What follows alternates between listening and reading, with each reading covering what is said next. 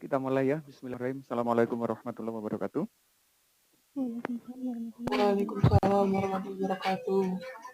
Gimana kabarnya anak-anak sehat semuanya hari ini? Alhamdulillah. Keren. Masih semangat ya untuk kegiatan pembelajaran walaupun online. Ini Mas sambil nunggu teman kita ada 2 yang belum bergabung. Nggak tahu siapa ini. Sambil absen aja ya, nanti biar ketahuan siapa yang belum. Kanasa izin Mister, Kanasa sakit soalnya. Oh, karena saya sakit. Ya, udah izin sama Miss No. Oh gitu, saya belum ngecek di absensi soalnya. Oh iya. Karena saya sakit. Yang satu siapa ya Mbak? Anggar sudah masuk. Ahmad Farhansyah sudah. Adinda Salsabila.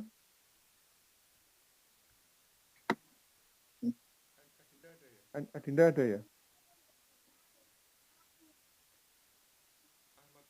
Ahmad Pratama. Ahmad Syahrul. Ada, Mister. Aisyah. Hadir Mister. Angger. Ada Mister. Arifandi.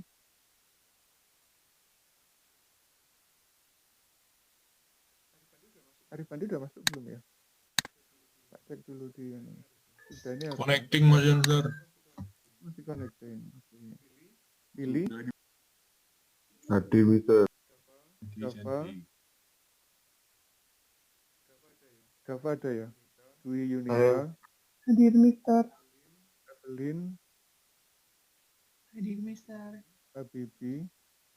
Hadir Mister. Habibah. Hadir Mister. Masida. Hadir Mister. Syahril. Hadir Mister. Nabila.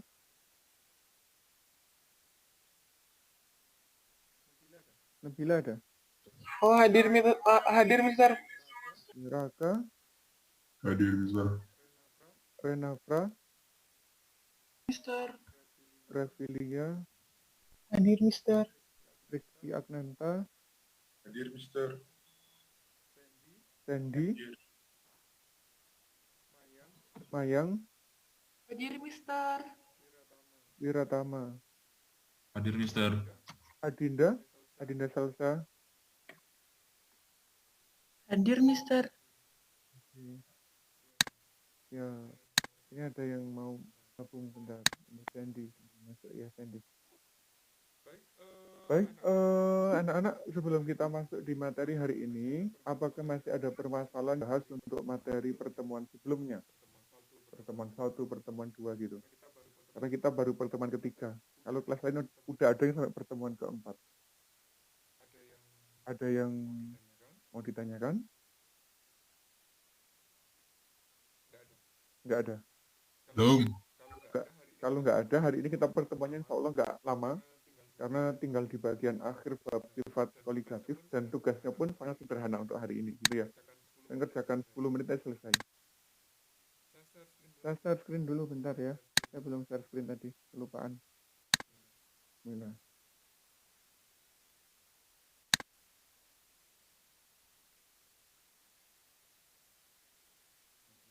Nah ini proses.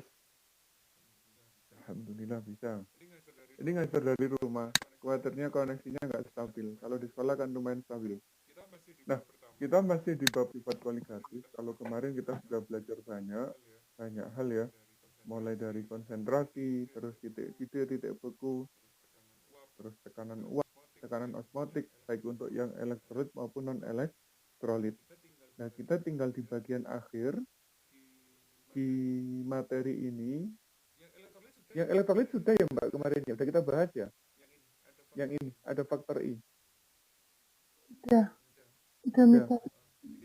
Jadi kita tinggal yang ini aja, yaitu bagian yang C. Namanya kita sekilas, nggak akan terlalu lama. yaitu aplikasi sifat koligatif dalam kehidupan sehari-hari. Nah, sifat koligatif larutan itu kegunaannya banyak sekali. Kan ada 4 sifat itu ya, masing-masing sifat itu punya kegunaan khusus. Misalnya ini, untuk penerapan tekanan uap. Apa aja yang kegunaannya? Ini contohnya ini loh, ada di Laut Mati. Laut Mati itu di daerah Timur Tengah ya. Di sana itu konsentrasi garamnya tinggi, sehingga kalau kita berenang di sana tidak akan tenggelam, kita akan mengapung. Karena kalau banyak garam itu, nanti gaya tekanan atas ke atasnya dari air itu sangat tinggi. Gitu. Nanti anak-anak bisa baca lebih detail. Ini salah satu contoh, dan anak cari lagi di tempat lain gitu. Yang kedua, untuk titik beku. Dan titik beku itu banyak kegunaannya. Harusnya kita itu kemarin membuat ini, es. Kita belajar membuat es ya. Es puter itu loh. Kalau di orang-orang penjual es puter kan menggunakan garam. Salah satu untuk menjaga agar suhunya tetap dingin. Nah, jadi nanti kita bisa praktek. Kemudian kalau di sifat titik didih, ini juga banyak kegunaannya. Salah satunya destilasi. Destilasi untuk memisahkan senyawa biasa maupun untuk memisahkan minyak bumi menggunakan prinsip kenaikan titik didih. Osmotik juga sama. Ini cenderung di biologi kemungkinan yang menggunakan. Kalau mau eksperimen, biar sel sampel yang kita gunakan nggak rusak, itu perlu adanya ini, ada kontrol-kontrol tertentu. Gitu ya. Kadang kalau perlakuannya salah, sel itu bisa rusak. Jadi sebelum dianalisis dia sudah rusak. Jadi perlu dikontrol. Ada mesin cuci darah, ada penguatan makanan dan sebagainya. Ini adalah kegunaan-kegunaan dari sifat kualitatif. Paling penting itu ini,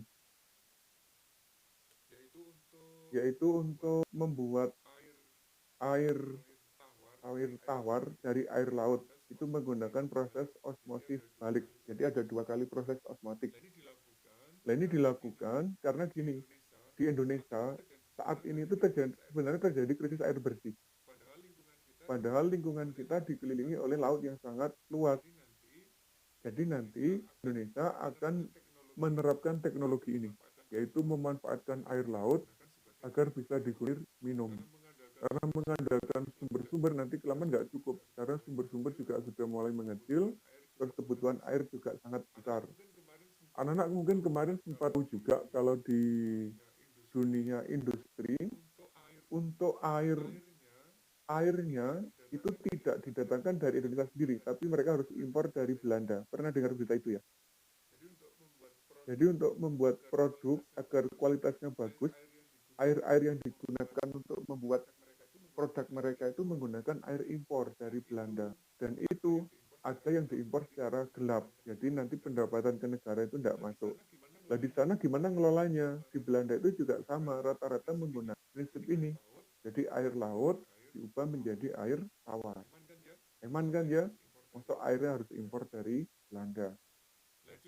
Nah cukup ini materi bagi kita anak-anak ya.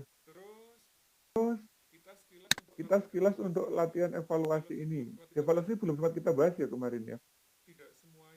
Tidak semua yang kita bahas, hanya beberapa yang sangat urgent aja. Misalkan nomor 8. Kalau anak-anak dihadapkan soal kayak nomor 8, ini cara jawabnya gimana? Ini adalah tipe soal UTBK. Jadi soalnya sederhana, tapi nanti butuh pemikiran untuk menjawabnya. Ya Pak, yuk jawab ya, nomor 8 ini. Di antara larutan berikut, yang isotonik dengan larutan urea 0,3 M adalah, jadi anak-anak harus tahu konsep dulu, konsep apa yang harus dikuasai, yaitu konsep isotonik. Apa isotonik itu? Isotonik itu artinya tekanan osmotiknya sama. Berarti anak-anak harus mencari dari keempat larutan ini, manakah yang tekanan osmotiknya dengan urea. Gimana nyarinya? Kita cari satu persatu. Misalkan kita cari yang urea dulu ya. Nah untuk urea, yang atas itu, anak-anak kan tahu simbol tekanan kemarin pakai simbol apa? Pakai simbol pi ya. Kita pinjam simbolnya dulu. Simbolnya nggak bisa ambil dari langsung, jadi harus pinjam di sini dulu. Mana ya simbol Pi ya? Oh ini, kita ambil simbol ini dulu.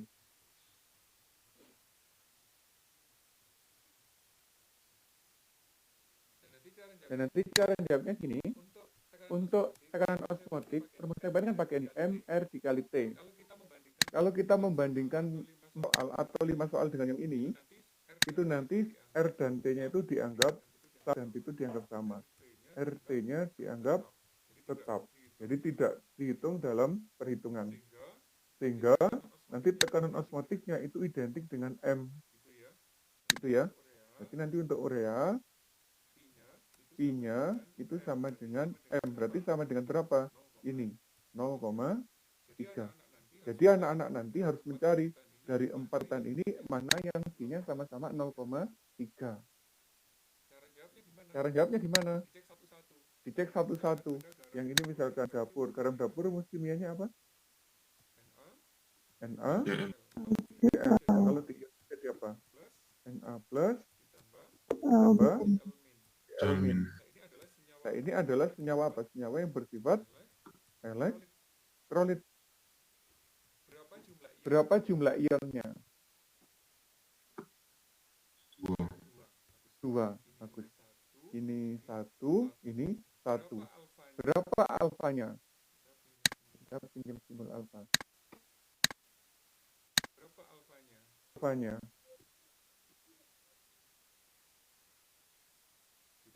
Juga 1. Kenapa 1? Karena N adalah elektrolit apa? Kuat ya. Kan mana ada elektrolit lemah ada kuat. Elektrolit kuat itu salah satunya adalah senyawa ion. Nah, NaCl adalah senyawa ion. Berarti nanti alfanya sama dengan 1. Apa aja yang alfanya 1 kemarin? Senyawa ion, asam kuat, dan basa kuat. Terus karena dia bersifat elektrolit, kita harus ngitung ininya dulu, menghitung faktor I-nya. Ngitung faktor I-nya. 1 ditambah ionnya N-1 ya. 2 dikurangi 1 dikali alfanya berapa? 1. Berarti ketemu berapa I-nya? Ketemunya adalah 2. Terus kalau sudah kita hitung rumusnya ini, benar rumus ini. Pi MRT. Tapi jangan lupa di belakangnya ada I-nya. Terus R dan T-nya dianggap sama. Berarti nanti I-nya jadi berapa? M-nya dapat dari ini 0,15. RT-nya dianggap gak berubah, berarti diabaikan. I-nya dikali 2. Berarti ketemunya berapa? 0,3. 0,3. Sama nggak dengan miliknya urea tadi? Sama. Sama. Kalau sama, berarti urea dan NaCl isotonik. Nah, lihatnya begitu. Ada masalah? Tidak? Nah, kalau 1 benar, itu kan 3 benar kan? Kita nggak harus ngecek yang 3 kan ya? Jadi nomor 3 langsung otomatis ini juga isotonik dengan urea. Yang harus ngecek yang nomor berapa berarti? 2. 2 atau 4. Ceknya gini, kalau 1 benar, 3 kan benar kan ya? Iya. Yang 4 aja lebih mudah. Yang 4 ini kira-kira isotonik enggak dengan urea? Kalau ada glukosa 0,3 N. Jawabnya gini. Glukosa itu bersifat elektrolit atau enggak? Dia bersifat non-elektrolit. Kalau non-elektrolit gimana? Ya sama dengan ini. Berarti sama kayak miliknya urea. Berarti berapa?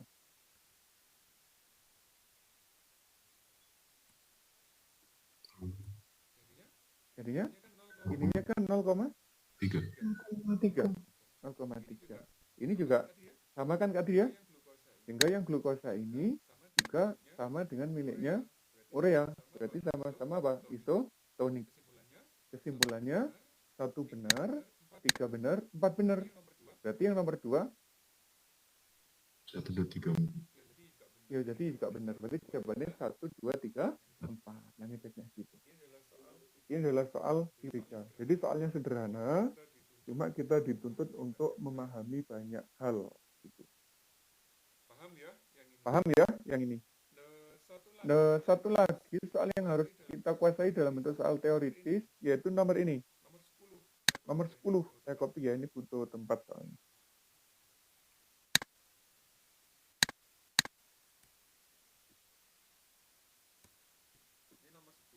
Ini nomor 10.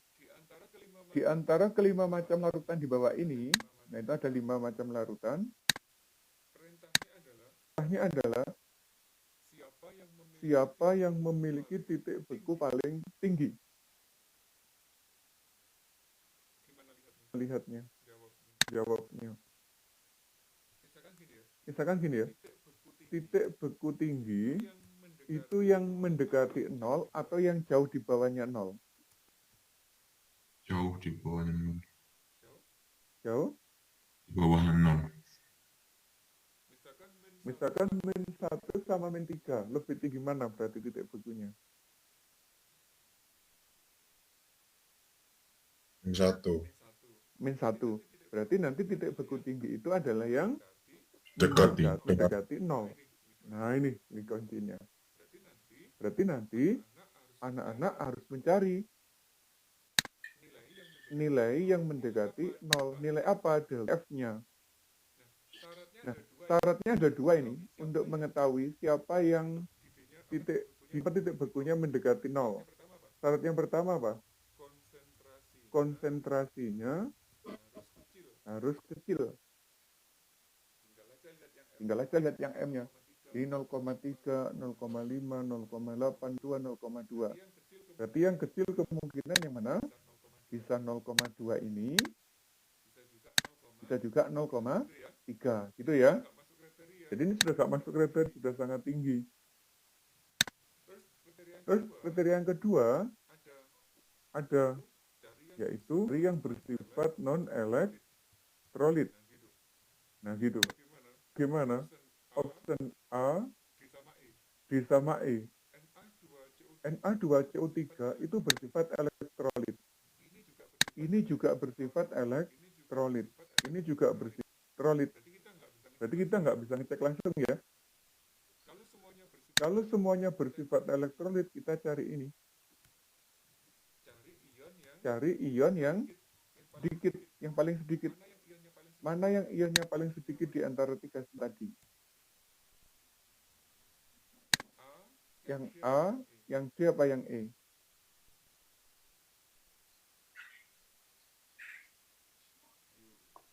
Ayo. Kalau ini jawabnya mudah loh. Na2, C3, kalau diionisasi menjadi 2Na plus ditambah CO3. Ini tabel ya. Bentar, tabelnya tak buang. Oh nggak bisa. Nggak apa-apa wes. Ini ya jadinya ya. Kalau Na2CO3 diionisasinya jadi begini. Jadi dia punya berapa ion? 3 ion. Lah yang MgNO3 kalau diionisasi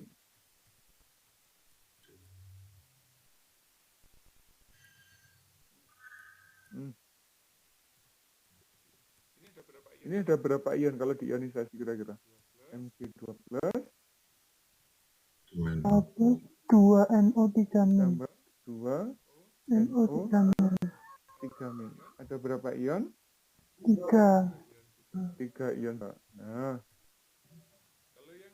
kalau yang ini CuSO4 kalau diionisasi jadinya CO2 plus ditambah dengan 4, 2 min. Ada berapa ion di sini? 2. 2. Berarti mana yang ionnya paling sedikit? Yang E. Kriteria yang memenuhi syarat adalah yang E, yaitu yang konsentrasinya terkecil, yang ini ya, dan paling sedikit. Nah, gitu caranya. Bisa? Kalau ini di modul nggak saya jelaskan, karena ini adalah materi pengembangan, materi advance-nya. Jadi anak-anak bisa mengembangkan sendiri nanti gitu ya. Ada pertanyaan kah untuk 2 soal ini?